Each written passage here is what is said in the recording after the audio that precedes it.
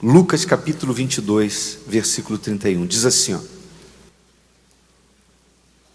disse também o Senhor: Simão, Simão, eis que Satanás vos pediu para vos cirandar como trigo. Na outra versão, Revista e Atualizada, fala para vos peneirar. Você sabe que o trigo ele tem que passar parte do processo do trigo é passar pela peneira. E uma peneira serve para separar aquilo que é bom do que não presta, daquilo que é ruim. Então Jesus chama Pedro e diz que o diabo reivindicou, reclamou peneirar a ele como trigo. E o interessante aqui é que Jesus não fala assim, Pedro, Pedro, mas ele fala Simão, Simão. Simão era o velho homem, Pedro, o novo homem, o que seria um apóstolo, e que faria um estrago no inferno como fez. Então Jesus naquela hora, ele chamou Pedro pelo nome do velho homem, daquele Pedro que era impulsivo. Você deve se lembrar que Pedro, na hora da prisão do Senhor Jesus, cortou a orelha do soldado com uma espada. E foi repreendido. Pedro foi também instintivo, agiu por instinto, no momento em que Jesus foi preso e ele depois foi confrontado pelas pessoas na rua e disseram que ele era um dos discípulos de Jesus e Pedro o negou. Então, Simão era esse homem do qual o bispo falou ainda há pouco, que tinha a natureza adâmica ou a natureza terrena. Ele não havia ainda nascido do Espírito. Então, quando Jesus se dirige a ele, Jesus não chama ele de Pedro, como aquele que ele disse que edificaria sobre a rocha a igreja, mas ele chama ele de Simão, ou seja, ainda o filho de Adão, o filho do seu pai, da sua mãe, o filho da carne. E aí Jesus fala que Jesus revela algo que havia acontecido no mundo espiritual. Pedro não tinha visto, Pedro não sabia do que tinha acontecido, mas Jesus revelou para ele, olha, o diabo reclamou a sua alma. Ele quis peneirar você. Aí ele fala em seguida assim, no versículo 32, mas eu roguei por ti, para que a tua fé não desfaleça. E tu, quando te converteres, sinal que ainda não estava convertido, por isso chamado de Simão ainda, confirma teus irmãos. Na outra versão fala, fortalece os teus irmãos. Ou seja, quando você se for transformado num novo homem, quando você nascer do Espírito, então fortalece os outros. Agora, sempre que o diabo, ele percebe que uma pessoa, ela pode ser um instrumento de Deus para coisas grandes, o bispo falou de Deus fazer coisas, Deus é grande, então ele quer fazer coisas grandes. Então, quando o diabo olha e percebe que aquela pessoa vai ser um instrumento de Deus para fortalecer outras, como foi o caso que Jesus falou, quando você se converter, você fortalece teus irmãos. Você vê que até hoje, as epístolas escritas por Pedro e aquilo que a vida dele deixou, a história dele, nos fortalece. Quantas vezes você já foi para uma reunião em que o pastor falou, abra aí em 1 Pedro, 2 Pedro, olha só, Pedro disse isso. Então, até hoje, o exemplo, o testemunho de Pedro, as palavras de Pedro fortalecem a igreja. Então, quando o diabo sabe que uma pessoa vai ser usada para ajudar outras, porque se você não ajudar ninguém, se você não ganhar nenhuma alma, se você não salvar ninguém, a sua alma ainda assim é preciosa. A sua alma ainda assim é valiosa. Uma única alma vale mais do que todo ouro no mundo, do mundo. Uma única alma é valiosa para Deus. Se todo o trabalho que nós fazemos através de rádio, de televisão, todo o investimento, os milhões que a Universal investe todos os meses na mídia, na comunicação, se nós salvássemos uma única alma, já teria valido a pena, porque uma alma é valiosa. Agora imagine você o valor de uma alma que vai fortalecer outras almas, uma alma que vai ganhar outras almas, como seria o caso de Pedro. Então o diabo, ele quis peneirar, até porque você sabe que ele não pode fazer nada sem a permissão de Deus. Então, na nossa caminhada da fé, na caminhada da vida cristã, todo homem de Deus, toda mulher de Deus, toda pessoa que é usada por Deus, ela vai passar por situações difíceis, desertos, peneiras, podemos chamar assim. E essas situações vão acontecer com a permissão de quem? De Deus. Você quer ver um exemplo também de peneira? Um outro exemplo em que é muito interessante, porque esse livro da Bíblia, ele mostra o que acontece na terra e vai mostrando também o que vai acontecendo no céu, no mundo espiritual, e que os homens não sabiam o que estava acontecendo. Jó. A Bíblia diz que o diabo apareceu diante de Deus, e Deus perguntou, de onde você vem? E ele disse, eu venho de rodear a terra. Aí Deus vai e diz assim, tens visto o meu servo Jó? E Deus elogia Jó, fala das qualidades de Jó, da sua fé, da sua integridade, da sua fidelidade. E o diabo então acusa Jó, faz uma acusação e diz assim, mas ele, em outras palavras, vou simplificar esse diálogo aqui, mas o que o diabo quis dizer foi o seguinte, ele não te serve à toa, pois. Debalde, a Bíblia fala, ou seja, em vão. O Senhor deu tudo para ele. O Senhor o abençoou em tudo, cercou a tudo que é dele, concebe, eu não tenho acesso a nada. A vida dele é uma maravilha, só acontecem coisas boas. Se o Senhor tirar dele essa condição, o Senhor vai ver que ele blasfema na tua face. Ou seja, Satanás acusou Jó de ser um interesseiro. Ele te serve apenas por interesse.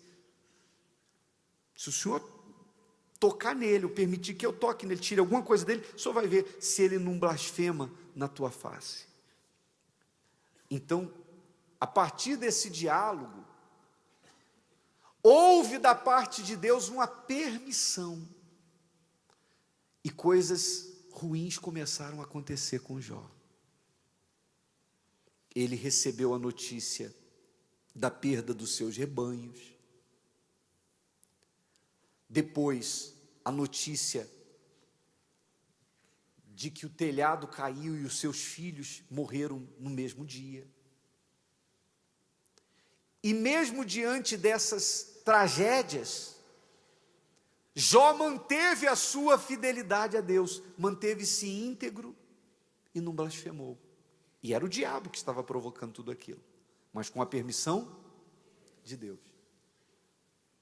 E depois, vendo Satanás que ele não mudou na sua fidelidade, na sua integridade, ele foi mais fundo. Ele disse assim: não, ele está assim porque ele ainda está saudável, mas se tirar a saúde dele, se tocar na saúde dele, ele blasfema na tua face. Então Deus vai falar assim: ó, não tire a vida dele. Você vê que o diabo só pode ir até onde Deus permite. Talvez você diga assim: poxa, bicho, mas será que Deus vai fazer isso comigo? Deus vai colocar doença em mim? Entenda bem, aquilo que aconteceu com Jó, eu vejo que foi uma pessoa que Deus usou para revelar para a humanidade quem é que faz o ser humano ter doenças, quem é o autor das doenças, das tragédias, das desgraças. Por isso houve essa revelação do que aconteceu na terra e do que aconteceu no mundo espiritual. Então, uma vez que ele foi tocado no corpo e perdeu a saúde, ele passou a, sabe, as pessoas tinham nojo dele porque ele se raspava com cacos. A própria mulher, a esposa, chegou para ele e disse: amaldiçoa esse teu Deus e morre de uma vez.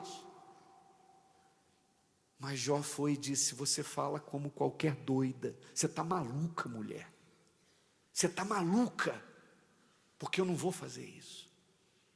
Eu estava com Deus quando as coisas estavam indo bem, não é porque agora está indo mal que eu vou. Então Jó não pecou. E aí você vê que lá no final do livro de Jó,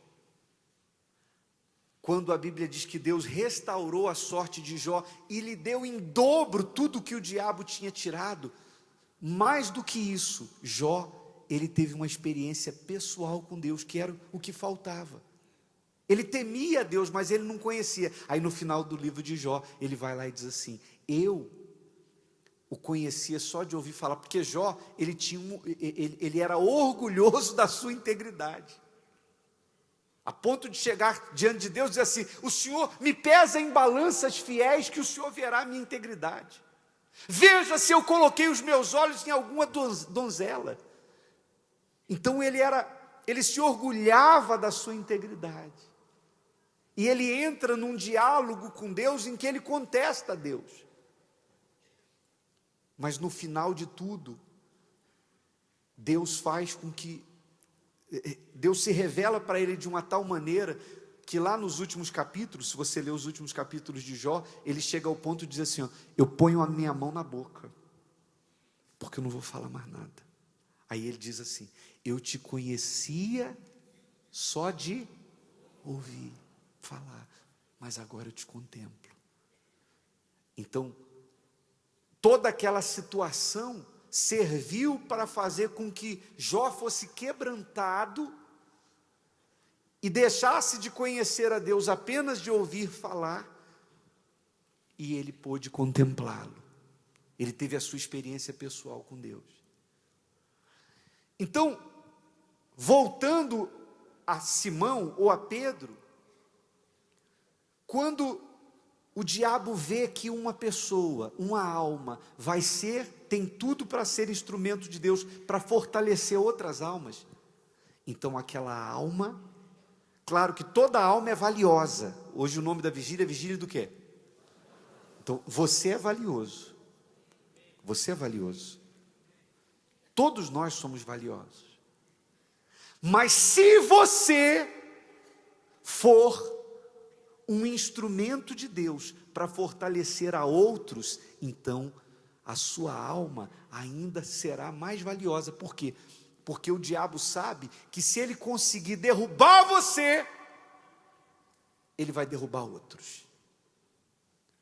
Ele sabe que se conseguir atingir você, por exemplo, um pastor sincero, um homem de Deus sincero, que ganha almas, que é instrumento de Deus. O que a Bíblia fala sobre o pastor? Está lá: ferirei o pastor e as ovelhas se dispersarão.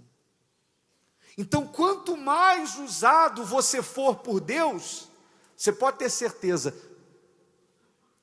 mais difíceis peneiras você vai passar. Naquele momento, Pedro ainda não havia sido peneirado. Jesus disse: eu intercedi por você, para que você não desfaleça.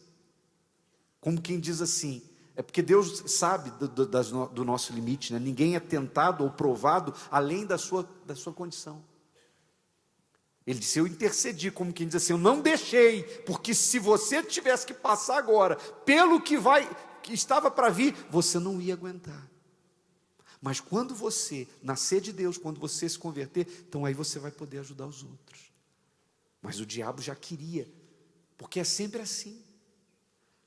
José seria usado para sustentar o mundo nos anos de fome, mas lá atrás até os irmãos se colocaram contra ele. Ele foi perseguido e vendido como escravo pelos próprios irmãos. Ele foi traído pela sua própria família. Você vê que Davi, enquanto cuidava das ovelhas malhadas do pai, ele teve momentos em que precisou enfrentar com as próprias mãos um leão e um urso. Veja que quando Moisés nasceu, o faraó mandou matar todos os meninos, todas as crianças nascidas do sexo masculino deveriam ser mortas. Quem assistiu os 10 mandamentos deve se lembrar do início da novela em que isso aconteceu. O próprio Senhor Jesus, quando nasceu, também veio a ordem para que as crianças fossem mortas. Então o diabo faz de tudo para impedir que uma pessoa seja usada por Deus. Então, se você é um ganhador de almas, então a sua alma, como qualquer alma, tem o mesmo valor. Todas as almas são valiosas, só que você não vale por um só. Então derrubar você para o diabo é como levantar um troféu. Imagine um demônio chegar lá no inferno e dizer assim: eu consegui usar uma mulher, eu coloquei uma pombagira no caminho daquele fulano de tal, que era um bispo, que era um pastor, que fez um estrago no inferno, e ele dizer assim: ele caiu com ela. Então, o que você acha que vai acontecer no inferno? Vai haver uma festa no inferno, assim como a Bíblia diz que há uma festa no céu por um pecador que se converte, há uma festa no inferno por um justo que se desvia. E quando se fala de um justo que ganha, que gera outros justos, então você pode ter certeza que é como se fosse um troféu. É igual quando os filisteus pegaram Sansão. Sansão sozinho fazia um estrago no exército dos filisteus. Sem armas nas mãos, com apenas uma queixada, ele matou 1000 homens. Então ele era o foco dos filisteus. Quando ele caiu, quando pegaram Sansão, então eles levaram Sansão para uma arena, para um lugar que todos os filisteus se reuniram e ele os divertia, a Bíblia diz. Eles riam, zombavam de Sansão, vazaram os olhos, furaram, fizeram ele de escravo. Aquilo ali que aconteceu com Sansão tipifica o que os demônios fazem quando eles conseguem derrubar uma pessoa que fortalece outras pessoas. Uma pessoa que é instrumento de Deus. Amém, pessoal? Então, naquele momento, Jesus não permitiu. Porque Pedro o quê? Não estava preparado para aquilo. Mas depois que ele nasceu de Deus, foi batizado com o Espírito Santo. Você vê que no dia de Pentecostes, que para nós vai ser o dia 9, no dia de Pentecostes, quando Pedro recebeu o Espírito Santo, na sua primeira pregação, 3.000 pessoas se converteram. Olha por que o diabo lá atrás queria peneirar ele. Aquele homem iletrado, aquele homem que era de um temperamento difícil, uma vez nascido do Espírito Santo, pescador, que Jesus disse, agora você vai ser pescador de homens. Na sua primeira ação, depois de ser possuído pelo Espírito Santo, 3.000 almas se converteram e se batizaram. Então, não é por acaso que o diabo estava de olho nele. Por exemplo, olha o bispo. Por que o bispo foi preso? Por que o bispo passou 11 dias dentro de uma cadeia? E não tinha nada, porque se tivesse, ele estava preso, tinha sido condenado. Mas ele foi jogado numa prisão, o nome do bispo foi colocado na lata do lixo, perseguido, em todos os jornais, em todas as revistas, em todas as mídias, nos jornais de TV, ligava-se a televisão, quem era daquela época, lembra? Era só falando do Bispo Macedo. O nome Bispo Macedo virou sinônimo de ladrão, no Brasil e no mundo. O bispo foi peneirado, mas quando saiu de tudo isso, então ele saiu preparado para as coisas grandes que Deus iria fazer, que nós nem imaginávamos. Quem imaginava o Templo de Salomão? Quem imaginava? Então, todas essas coisas, para não perder o fio da meada, todas essas coisas grandes que Deus estava preparando para fazer, então Ele permitiu que a igreja fosse perseguida, que o bispo fosse até preso, porque essas peneiras fazem com que nós tenhamos consciência da nossa insignificância, da nossa humanidade, da nossa pequenez. E aí, quando você sai desses desertos, dessas peneiras, você sai mais forte. Amém, pessoal? Você não fica mais forte lendo a Bíblia. Você não fica mais forte lendo a Bíblia. Você fica mais forte quando você levanta um peso maior. Eu estou saindo de uma cirurgia no calcanhar, por causa do futebol, coisa de craque. Poucos têm essa experiência. Eu, Neymar, Ronaldo Fenômeno, alguns. Então, eu operei, e você sabe que a perna fica parada. Aí o que aconteceu? Essa ficou mais grossa do que essa. Essa que afinou, porque você não usa a força, não usa os músculos, eles vão, a perna foi, aí eu olhava assim e falava, poxa, isso aqui está mais fraca. E aí eu tive que fazer fisioterapia. E na fisioterapia, o primeiro dia que colocaram um peso para eu levantar, eu falei, não dá, não aguento, está fraca. Com essa eu levanto, mas com essa não dá mais. Mas também, por isso que eu não conseguia andar, porque ela não me sustentava. Está no finalzinho, ainda estou mancando. Mas ela não me sustentava. Então só teve um jeito de fazer ela ficar forte. Teve que ir aumentando o quê? O peso. Não adiantava eu pegar um livro de fisioterapia e ficar lendo. É assim, assim, assado. Então, teve que colocar a cada dia um peso maior. E ainda está assim. Eu estou fazendo fisioterapia ainda. E cada vez vai aumentando o peso. E cada vez que vai aumentando o peso, então a perna está chegando no nível da outra. É assim que você fica forte. É passando por dificuldades maiores. vez que você vir diante de si uma perseguição, às vezes você se vê perseguido até por pessoas da mesma fé, que é mais difícil de você suportar, porque quando a perseguição vem do incrédulo, você diz assim: é incrédulo, o que eu vou esperar dele? Mas e quando você é ferido pelo justo, como disse Davi: fira-me o justo e ele estará me fazendo um favor. Porque você ser perseguido, Davi ser perseguido pelos filisteus já era normal, agora ser perseguido por Saul, que era o rei de Israel, como é que você vai suportar uma pessoa que serve o mesmo Deus que você, que anda pela mesma palavra que você, e te pisando, e querendo tirar a sua vida, como Davi tinha que fugir para o deserto, porque Saul queria matá-lo? Por isso Davi escreveu: fira-me o justo, e será isso mercê, ou seja, estará me fazendo um favor, será como brasas vivas sobre a minha cabeça, e eu não vou rejeitar. Então, Davi tinha consciência de que toda aquela perseguição que ele sofreu, e foram anos sendo perseguido por Saul, ele sabia que era Deus o lapidando, o moldando e o preparando para a grandeza que se revelaria para ele.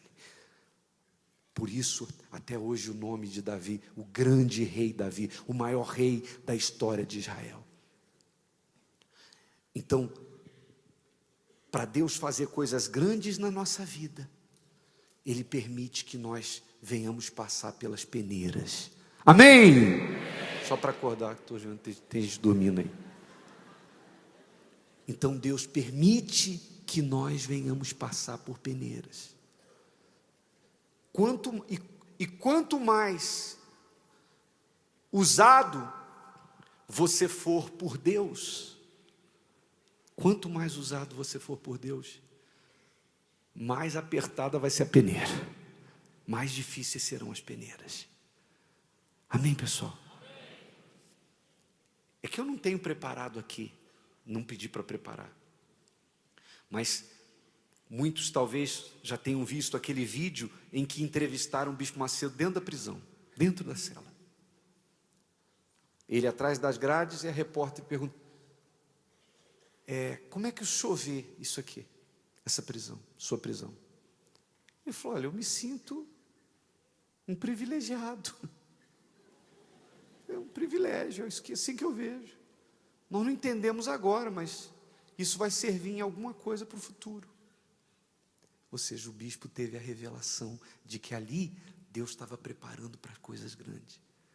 Porque se Deus te dá coisas grandes e você não está moldado, você corre o perigo de se perder, de se ensoberbecer, de achar que você é o rei da cocada. Então, nos desertos, nas peneiras da vida, nas dificuldades da vida, é que nós somos preparados por Deus. Esse Pedro, ou esse Simão, que lá atrás Jesus teve que rogar por ele, porque ele não estava preparado, lá na frente, chegou a morrer por causa do Evangelho, foi preso, foi açoitado. E quando isso acontecia, você vê que, você lê lá no livro de Atos dos Apóstolos, os apóstolos presos faziam o que dentro da prisão? Cantavam. Eles se viam privilegiados, era um privilégio para eles passar por aquilo ali. Você, aqui, ó. Olha aqui, gente, nós somos o quê? Dá para comer esse ramo de trigo? Você come isso aqui? Não, porque ele está com forma de ramo. Como é que você vai comer isso aqui? Não faço nem a menor ideia do gosto disso aqui. Mas depois que ele passa por um processo, inclusive sendo peneirado, então ele se torna um alimento fundamental, o trigo. O pão vem dele, que simboliza o Senhor Jesus, que é o pão da vida. Então você e eu, nós somos isso aqui. Amém, pessoal? Você é precioso para Deus, mas esteja consciente de que a sua fé será provada. Não espere que porque você agora é do Senhor Jesus, você vai encontrar tudo fácil, para você tudo vai ser um mar de rosas. Você vai enfrentar lutas, mas em todas essas coisas, nós somos mais do que vencedores. E quando vier uma luta, claro, Se você, por exemplo, comete um pecado, você cai na fé, você rouba, você furta, você mente, você adultera, então você vai colher o que você está plantando, e aí não é deserto que Deus está te levando, você que foi para lá. Tem os desertos e as peneiras que vêm porque estão ligadas à nossa fé, mas tem aqueles desertos que a própria pessoa se enfia no deserto, porque ela criou uma situação. Não foi nem o diabo. Tem gente que o diabo não precisa nem fazer nada, ele fica de braço cruzado que ela mesmo se enrola. Como diz a Bíblia lá, o que abre uma cova nela cairá, e a pedra rola sobre quem mexe nela, sobre quem revolve. Então, aí é diferente. Mas se você é justo, você anda na presença de Deus, e mesmo assim você é afligido, é porque Deus vai fazer coisas grandes na sua vida. Quem está me entendendo faz assim. Eu não conheço um herói da fé na Bíblia, e nem tampouco conheço um homem de Deus na obra, que tenha, que seja usado por Deus de forma expressiva. Não conheço nenhum que você sente com ele e ele te conte um passado fácil. Ele passou por situações terríveis, e normalmente dentro da própria obra. Quem está entendendo faz assim. Dentro da própria obra. Mas o Espírito Santo permite, e Ele sabe da sua capacidade. Se Deus falou com você através desta mensagem, compartilhe. Inscreva-se em nosso canal e não esqueça de ativar o sino para ser notificado das próximas postagens.